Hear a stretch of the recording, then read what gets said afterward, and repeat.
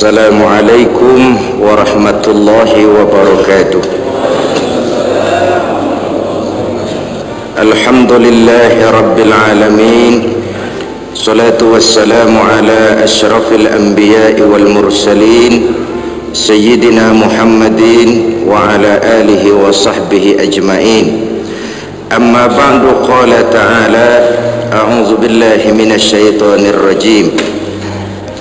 Pak, bagaimana kalau di Padang Arafat dibikin flat saja, flat besar perumahan gitu, pakai AC semua, kan duduknya enak. Ibu bapak, saudara-saudara hadirin yang saya hormati, ini saya katakan tadi, ibadah yang Allah perintah dan Allah jelaskan caranya itu paket. Kenapa begitu? Bukan urusan kita. Apa hikmahnya? Boleh kita cari, tapi sejauh-jauh pencarian kita tetap akan berujung kepada wallahu a'lam. Ibu bapak, saudara-saudara hadirin yang saya hormati, jadi ayat ini setelah seruan hai manusia, sembahlah Tuhanmu, sembahlah Tuhanmu saja, wahidu, jangan menyembah yang bukan Tuhanmu. Jangan dalam menyembahnya kau campur dengan menyembah yang lain. Jangan. Kadang-kadang keyakinan kita kan suka begitu juga, goyah. Satu sisi tahajud sih tahajud, tapi rasanya kurang mantap kalau belum ketemu mbah. Ini tahajud kita kawinin sama mbah, ini belum wahidu. Ibu bapak, saudara-saudara hadirin yang saya hormati, ibadahnya sudah tapi wahidunya belum. Ini maksud kenapa oh budu pakai wahidu. Kok ada rasa kurang marem kalau belum ketemu mbah? Nah, rasa kurang marem itu kan menunjukkan tidak adanya nilai wahidu, menyembah hanya kepada Allah saja, tidak kepada yang lain, tidak kepada yang lain. Wahidu, u'budu bermakna wahidu. Ibu bapak, saudara-saudara hadirin yang saya hormati, ibadah itu ada dua dalam bentuknya ya. Ada ibadah ritual, ada ibadah sosial. Ibadah ritual disebut ibadah mahdhah, ibadah langsung antara kita dengan Allah. Ibu bapak, saudara-saudara hadirin yang saya hormati, adapun ibadah sosial kepada Allah juga, cuman lewat saluran kehidupan bermasyarakat.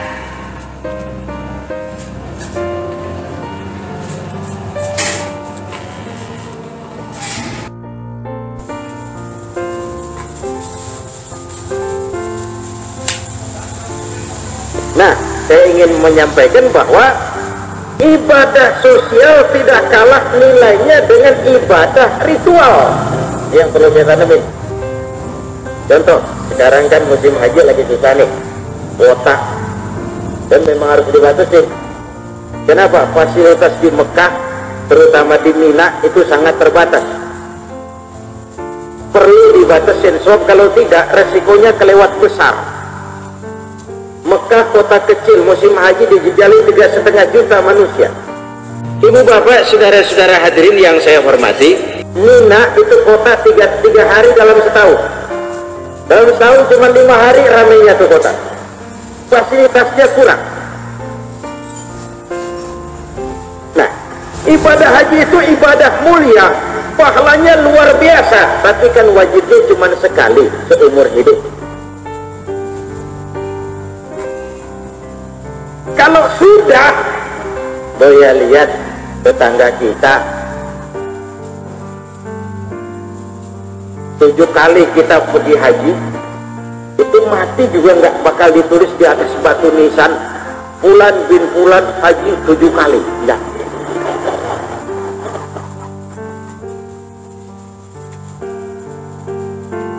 Ini di luar yang jadi petugas pembimbing. Nanti saya tidak tahu begini, di belakang ada yang ngomel, dia sendiri ribuan tahun begitu. Usir lah aja sih. Ibu bapak, saudara-saudara hadirin yang saya hormati, ya selain diajak membimbing jamaah, selain membimbing juga pembinaan jamaah. Nah, buat yang di luar itu yang saya maksud, bisa saja 4-5 kali kita ke Mekah terhalang masuk surga lantaran di sebelah rumah kita ada anak yatim merintih kelaparan. Kita tahu, kita mampu, kita diam saja. Bisa saja itu yang mengganjal kita untuk sampai ke dalam surga. Bisa saja. ibu bapak, saudara-saudara hadirin yang saya hormati, bisa saja 4-5 kali kita ke Mekah terhalang masuk surga lantaran di sebelah rumah kita ada anak yatim merintih kelaparan. Kita tahu, kita mampu, kita diam saja. Bisa saja itu yang mengganjal kita untuk sampai ke dalam surga. Bisa saja. ibu bapak, saudara-saudara hadirin yang saya hormati, Ibu bapak, saudara-saudara hadirin, berbagai riwayat menjelaskan ini. Ada nenek-nenek tua ngasih air sama anjing kehausan, nyampe surga tuh nenek. Ini artinya apa? Ibadah sosial. Ngasih minum anjing kan sosial. Tidak kalah nilainya dengan tahajud. Nolong yatim tidak kalah nilainya dengan tahajud. Nolong janda yang tua, ini perlu dijelasin ini.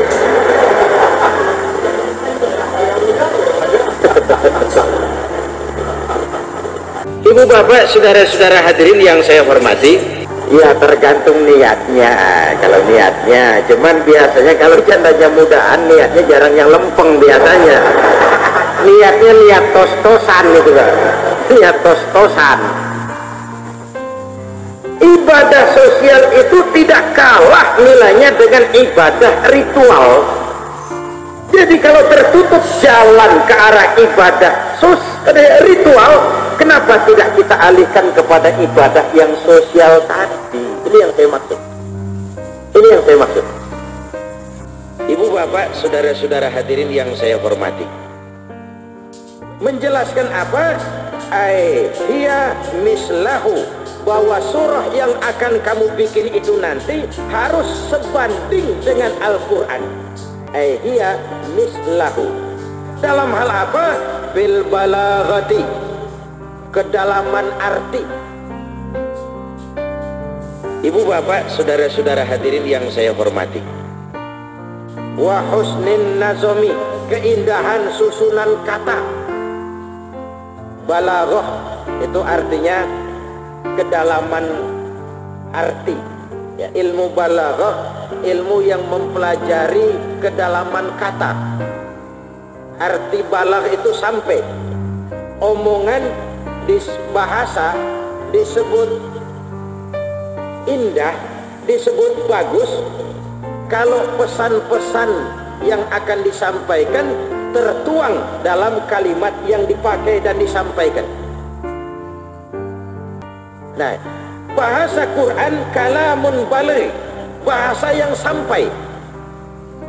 ibu bapak, saudara-saudara hadirin yang saya hormati, Kedalaman katanya luar biasa. Fil balaghati, surah yang akan kamu bikin itu nanti hiya mislahu, sebanding dengan Al-Quran. Dalam hal apa? Fil balaghati, kedalaman makna. Wa husnin nazami, keindahan susunan kata, keindahan susunan bahasa, keindahan nazom. Wal akhbari, bisa juga wal ikhbar. Wal ikhbari minal ghaib, tapi lebih umum wal akhbari minal ghaib, dan pemberitaan tentang alam ghaib. Kalau memang kamu ragu-ragu terhadap Al-Quran yang kami turunkan kepada hamba kami Muhammad, buat satu surah saja. Mim mislihi, kalimat min. ibu bapak, saudara-saudara hadirin yang saya hormati, Menjelaskan kalau memang kamu akan bikin itu surah yang sebanding, senilai dengan Al-Quran dalam hal kedalaman makna, keindahan bahasa, dan kabar gaib, berita gaib. Ibu bapak, saudara-saudara hadirin yang saya hormati, menjelaskan kalau memang kamu akan bikin itu surah yang sebanding, senilai dengan Al-Quran dalam hal kedalaman makna, keindahan bahasa, dan kabar gaib, berita gaib. Wal akhbar anil gaib. Ibu bapak, saudara-saudara hadirin, ini kita lihat nih, agak mundur lagi dikit. Al-Quran, semua nabi itu kan dikasih mukjizat, ya, dalam hal-hal yang tertentu. Ibu bapak, saudara-saudara hadirin yang saya hormati, keistimewaan itu selalu diberikan Allah. Kalau kepada nabi dan rasul itu disebut mukjizat. Kalau kepada orang taat yang dicintai Allah itu disebut karomah, keramat. Kalau kepada orang yang biasa-biasa model kita, namanya maunah. Kalau kepada orang geblek, brengsek, tapi luar biasa juga kejadiannya, namanya ihanah. Ihanah bisa juga istidraj. Ihanah, geblek, brengsek, nggak beriman, tapi bisa melakukan hal yang luar biasa. Ihanah namanya, menghinakan. Ibu bapak, saudara-saudara hadirin yang saya hormati, ngenyek. Allah ngenyek sama tuh orang kayak begitu, ihanah. Kalau nabi dan rasul mukjizat, orang nggak bisa. Dan mukjizat terlepas dari kausal, hukum sebab akibat, nggak bisa dipelajari, nggak bisa dilakukan sekehendak rasul, nggak bisa. Sebagaimana juga karomah, nggak bisa sekehendak orang yang diberikan itu oleh Allah. Kalau sekehendak hatinya, satu saat iblis masuk, dia main-mainin itu keramat. Dulu ada cerita, saya pernah cerita barangkali. Di Jawa ada wali. Wali di Jawa kan sering pakai belangkon. Ini wali ahlul khutwah. Ahlul khutwah itu orang yang hatinya terdetik pengen ke sono nih, sampai, itu namanya ahlul khutwah. Ibu bapak, saudara-saudara hadirin yang saya hormati, pengen ke sono nih, ada di sono, itu ahlul khutwah, karomah. Ini si wali kalau tiap hari Jumat sembahyang Jumatnya di Masjidil Haram pakai belangkon. Itu hari begitu dia duduk iktikaf di masjid, di Masjidil Haram, semua topi putih, dia doang atuk lain nih belangkon. Aneh, Arab iseng. Ini kayak mau telur di atas. Dia tepak tuh belangkon sama Arab, plek aja, miring gitu belangkon. Begitu belangkon miring, orang ngerasain bumi miring. Bumi miring, pada bingung semua. Ini dongeng tapi untuk menjelaskan karomah. Pada bingung semua. Akhirnya ada wali juga di Mekah kontrol Masjidil Haram. Dia lihat belangkon miring. Ibu bapak, saudara-saudara hadirin yang saya hormati, ini biangnya nih, biangnya di sini nih katanya. Dia benerin lagi tuh belangkon gitu, rata lagi, lempeng lagi bumi. Nah yang kayak begini terjadi bukan kemauan si wali sendiri. Nah, kalau dia sendiri yang mau, satu saat iblis masuk ke hatinya, main belangkon melulu. Macam-macam udah gue putar nih belangkon ini.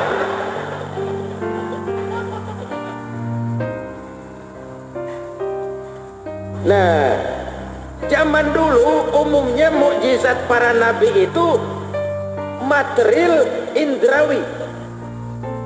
Material indrawi artinya bisa disaksikan langsung oleh indera manusia. Ya, misalnya tongkat Nabi Musa itu barang kelihatan, jadi ular. Terus Nabi Ibrahim dibakar nggak kebakar, itu kelihatan langsung. Terus ibu bapak saudara-saudara hadirin yang saya hormati, Nabi Isa dengan izin Allah nyembuhin orang kusta, itu kelihatan mukjizat. Nabi kita diberikan mukjizat yang imaterial, non indrawi. Karena itu kekal. Mukjizat-mukjizat zaman dulu, nabinya mati, habis. Tongkat hilang. Tetapi mukjizat yang imaterial seperti Al-Quran ini abadi terus selamanya. Dan kehebatannya dari susunan bahasa, dari kedalaman arti, dari isyarat-isyarat ilmiah yang terkandung dalam Quran, bahkan berita tentang masa depan yang paling depan, alam gaib, yaitu akhirat. Dan yang aneh, ada ayat Quran yang negor Nabi. Ibu bapak saudara-saudara hadirin yang saya hormati, kalau emang bikinan Nabi Muhammad itu Quran, ngapain negor diri sendiri, gengsi amat? Saya temukan di 3 tempat ayat Quran yang negor Nabi, Pak. Saya lupa surahnya, tapi salah satunya saya sampaikan di sini. Satu hari Nabi lagi dakwah di kalangan elit Mekah, ya para eksekutif dah, elit-elit Mekah. Datang Abdullah bin Umi Maktum, orang buta. Nah, orang buta namanya kan kagak ngerti situasi dan kondisi, nyelonong aja dari belakang, teriak, "Muhammad, ajarkan saya yang diturunkan Tuhanmu kepadamu."